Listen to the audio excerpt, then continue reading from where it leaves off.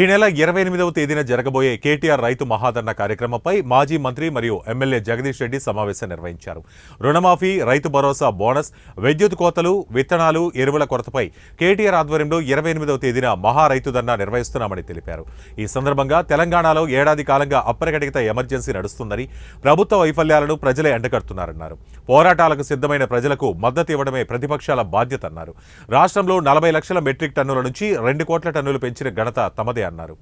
చెప్పాల్సుకుంటే కూడా దాన్ని అడ్డుకునే విధంగా వివిధ పార్టీల నాయకులకు సంబంధించిన సమావేశాలను కూడా అడ్డుకునే విధంగా వివిధ ఆంక్షలు విధిస్తూ సంవత్సరం కాలంగా ఒక అప్రకటిత ఎమర్జెన్సీలో ఈ రాష్ట్రాన్ని నడుపుతుంది. ఒకవైపు ప్రజల తిరుగుబాటు, ఈ ప్రభుత్వం పైన ప్రజలకున్న అభిప్రాయం స్పష్టంగా చెప్పిన ప్రజలు 3 రోజులుగా జరుగుతున్న గ్రామ సభల్లో. ఇక్కడ బీఆర్ఎస్ పార్టీ ఎక్కడ మేము ఎటువంటి పిలుపునివ్వలేదు. కార్యకర్తలు మా నాయకులు ఎవరు కూడా పోయి అక్కడ నిరసనలు చెప్పలేదు. ఈ ప్రభుత్వ వైఫల్యాలని ప్రజలే ఎండగడుతున్నారు. వీళ్ళు ఇచ్చిన 6 గ్యారంటీలు, 420 హామీలను ప్రజలు నిలదీసి అడుగుతున్నారు.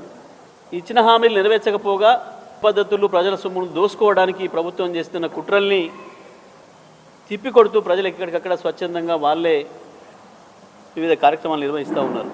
ప్రతిపక్ష పార్టీగా, తెలంగాణను తెచ్చిన పార్టీగా మా బాధ్యత ప్రజల వైపు నిలబడడం అనేది.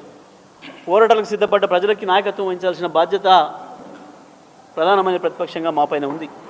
భారతదేశంలో పార్లమెంటుకు పోటీ